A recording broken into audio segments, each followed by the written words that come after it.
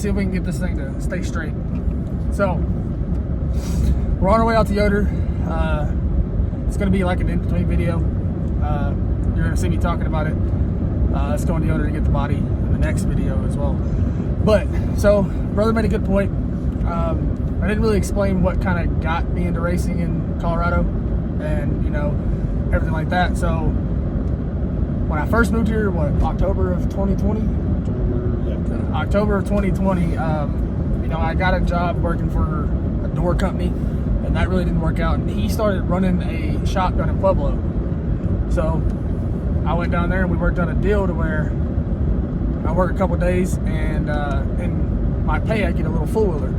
It's like a 125cc or 250. Yeah, something like that. Well, what happened was I was the manager of the shop, really, and I had him come in there because he was one of the other techs that I knew that I could trust doing the work. Well, the owner of the shop, he had come into a little bit of financial trouble and here and this and that and the other. They had a four-wheeler, the one he's talking about. And Dalton decided to make a deal to where he would pay my fee for being the manager, because I was a kind of a third-party type of manager, for a couple days, and he would get this four-wheeler. So go ahead. And then from there, after I did it, I got the four-wheeler. We took it home, and it had an electrical issue. They couldn't figure it out. Well, he thought of a good idea of, you know, hey, it might be the coil. So we looked at the coil, and it was bad. It was burnt. So from there, we just stumbling, trying to figure out what we could use. And he's like, coil's a coil, right? A coil's a coil. So I told him, hey, get a Chevy small block coil. And I did. I went to AutoZone, got it, and we wired it in, plugged it in, hooked up so it didn't have a battery, but if you take the DeWalt battery, or in our case, we were using a Snap-on battery, it has a positive and a negative terminal. And you run wires, the main wires, to those, and it'll start. So, got it running. I rode it around. It's actually been about a year to this day, isn't it? Yeah. Yeah, so around this time last year, it was snowing and everything, so I was running it around. And come to find out, a buddy of mine, Alan, he had a, was it 2011? 2010? 10, 11. Yeah, 10 or 11 Charger stock car. Well, it was originally a hobby stock, like I said in my previous video. That was the first car. Okay, so he had that for sale, and so I took the four-wheeler and posted the four-wheeler for sale. And I ended up selling the four-wheeler for what he needed for the car.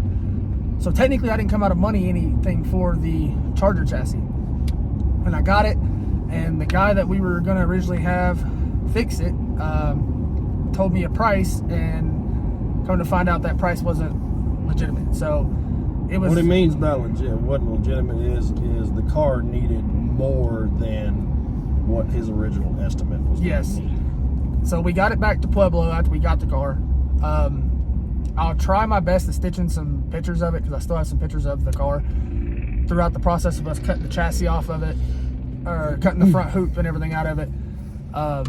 I did a lot of the grind work to get it all prepped and ready. That way some of our costs would go down. But yeah. Again, it turned out it was going to need way too much work. It needed so much work. I mean, if you walked in front of the car with it just sitting there as a rolling chassis, you would hit your ankle on one horn and your knee on the other frame horn. So it just needed so much. And come to find out, another guy had my stock car that I have now, which is the 2012 Jet updated in 16.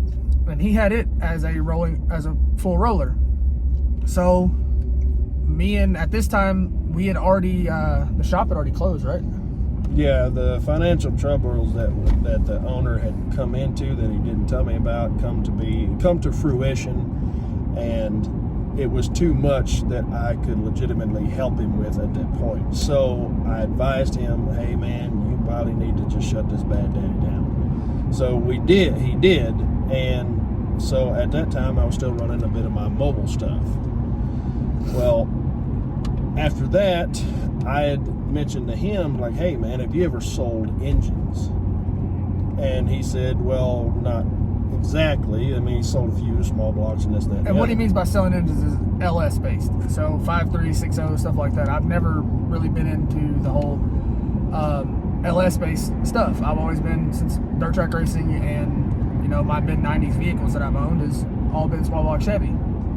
So I dealt a lot with LS base, pretty much anything. You know, LS1s, LS6s, LQ9s, LQ4s, LM7s, all this good stuff. And at that point in time, whenever he came to town and we got into this racing, I had already bought and sold probably 100 or so of these things. And they were just so easy to sell because the 5.3s, the LS base small block Chevy is just, I'm sure most of y'all is in very high demand, and it's massively strong. And especially here in the Colorado Springs area. It's a very hot roddy type of town. So, you know, I got into that with him, and I was like, you know what, I'll give it a shot. So we got into selling engines and things of that.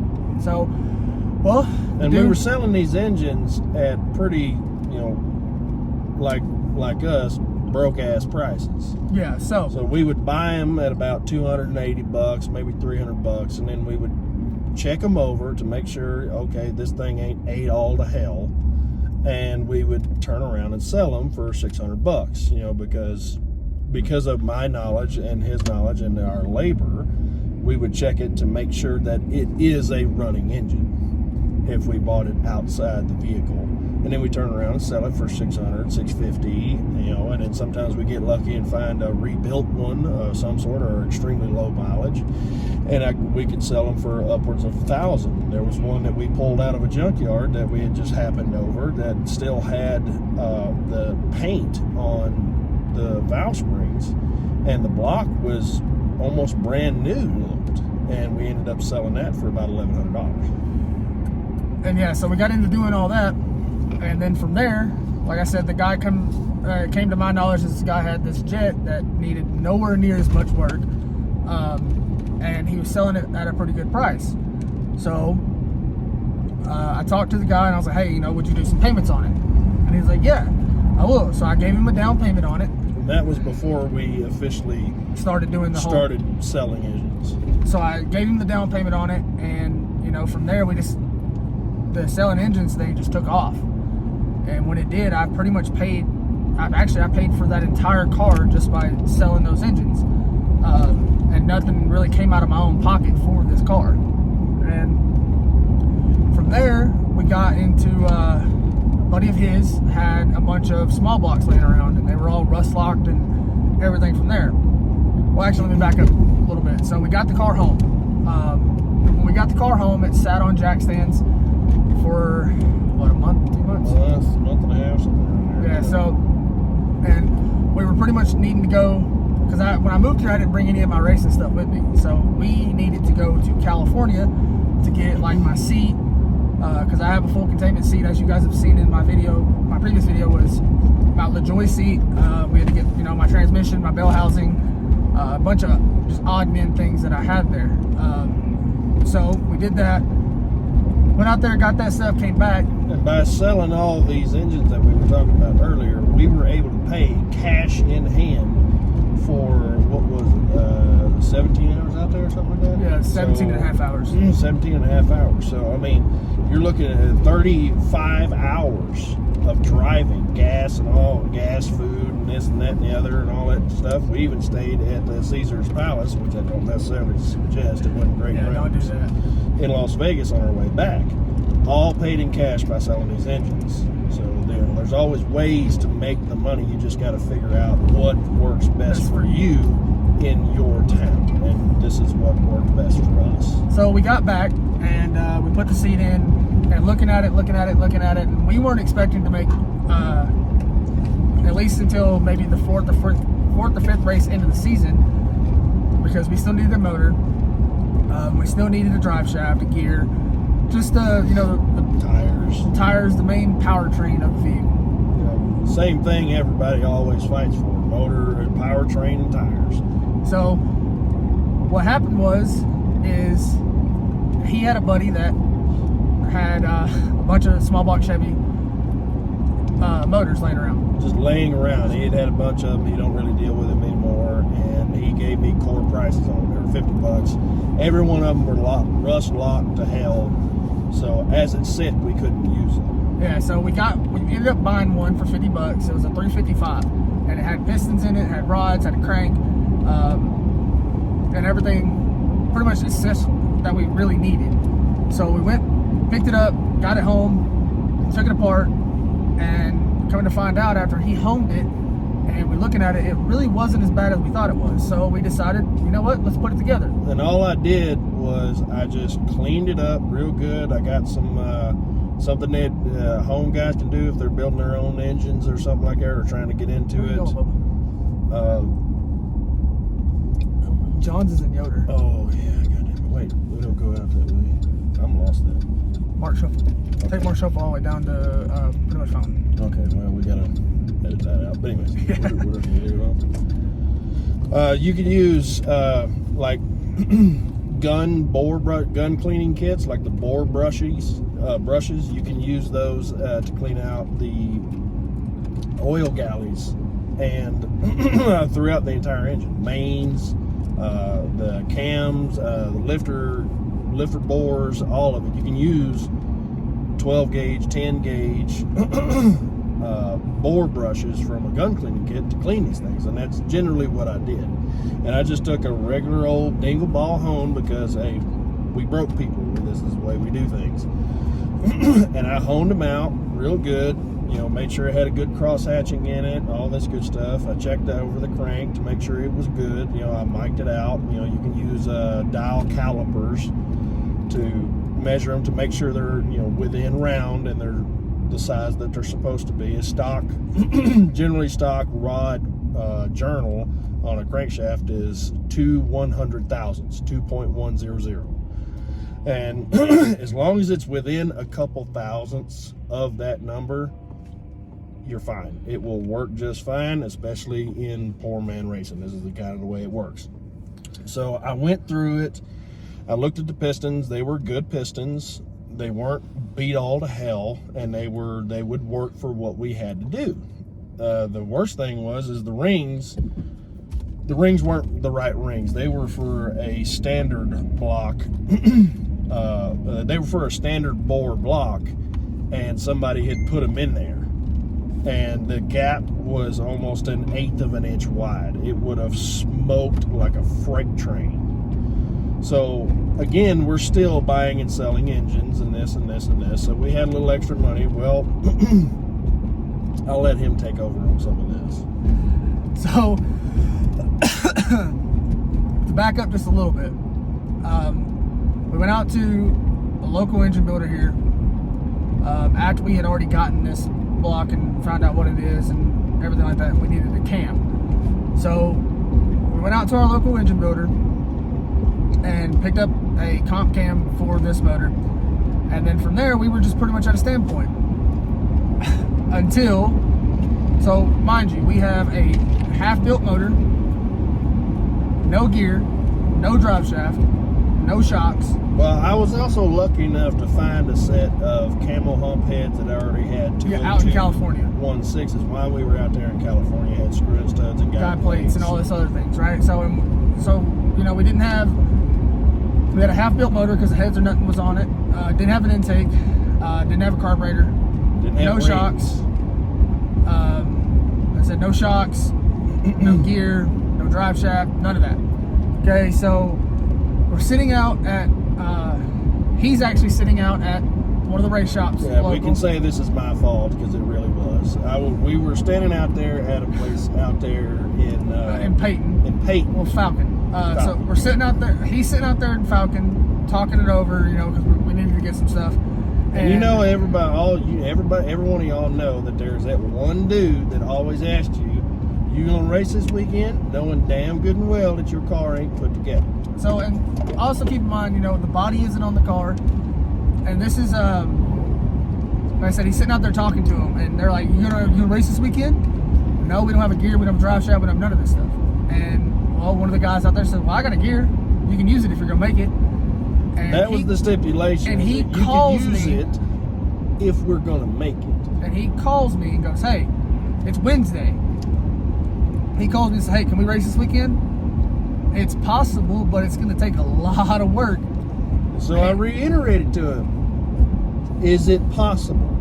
And I told him, yes, it's possible. So he comes home with a bunch of stuff that we borrowed, some stuff that we bought used, all this junk. Okay. It was more or less junk. It was used shit that these guys that we had linked up with had in the shack outside that had been rained on for 40 years, and it's just disintegrating into the earth. So he brings home all this stuff, and I look at it and I go, all right, well, we can make it work. We can get it done. And so that was Wednesday night, and Thursday came around, and we had pretty much Thursday, he built the motor all the way.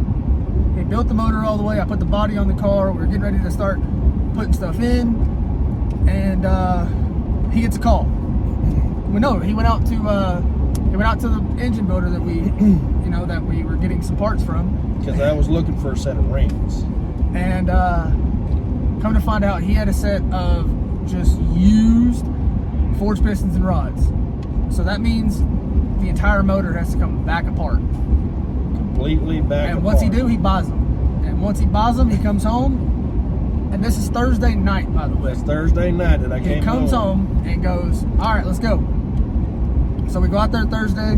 He pulls the motor apart. And well, at this point, I hadn't pulled the engine apart all the way because the engine builder guy that's out there told me that, hey, let me talk to the guy first to make sure to see what he wants, because there was another guy supposed to drop off a set of headers that we also needed. Yeah, because we didn't have headers as well. We didn't have headers as well.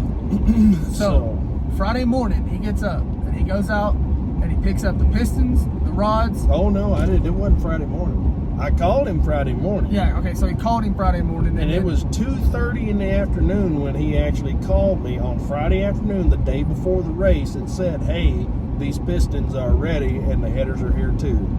So he told me, go ahead and rip it all apart and I'll set the pistons on these rods and we'll get after it. And I said, hey, all right, cool. You got a set of rings? He said, yes, I got a set of rings. I'm like, all right, fucking awesome. I'll be out there. So he pulls it all apart Friday morning, and then he goes out there Friday afternoonish and grabs everything that we needed. So that's a carburetor. He grabbed the carburetor, the pistons and rods, the the headers and the rings. Comes home, and it is Friday about 4:30. 4:30, 5 o'clock, somewhere around there. And mentioning to you, we still don't have a gear for this deal yet. Yeah, because the gear that we were going to borrow was the wrong gear, and the whole time I'm asking, are you sure this is going to fit? And he's like, well, I've got a long wide. And I was like, well, we don't have that. He's like, yeah, I got that, so people wouldn't borrow it. So I'm sitting there thinking, well, why the hell did you say that we have a gear, or you have a gear that we can borrow when you've got a gear that you don't want people to borrow? And then, so that brings us to, still needing a gear. Well, the guy that runs one of the local race shops said, well, I got a gear you can use. All right, cool. So we're to the point to where, we're getting ready to put the motor in and all this other stuff. And he gets the motor put back together. We get the clutch, the transmission, bell housing, all that stuff all together, and we put the motor in. And mind you, I put this engine together in about 2 hours of just slapping shit together. And this is from a bare block with a cam and a crankshaft in it. That's it. Yeah. So he goes, we go out there, we get the gear, we get everything, all the odd and end stuff we need, and then we come home Friday night. Friday night we were home and we were up till about 1:30 in the morning getting this thing done, because it did not have the wiring proper to what we were using, because we didn't use an HEI distributor. We used a billet distributor with a box and a rev limiter box as well. So, we get everything all together. Come Saturday morning, we put the motor in, or we had actually had the motor in Friday night, didn't we? Yes, we had. So we had the motor in Friday night, because Saturday morning we were going out there to get the gear and the drive shaft. So we go out there to get the gear, the drive shaft, put the gear, the drive shaft in, and he does a small little break-in for the rings and the cam at about 2:30 in the afternoon, and the race starts at 5.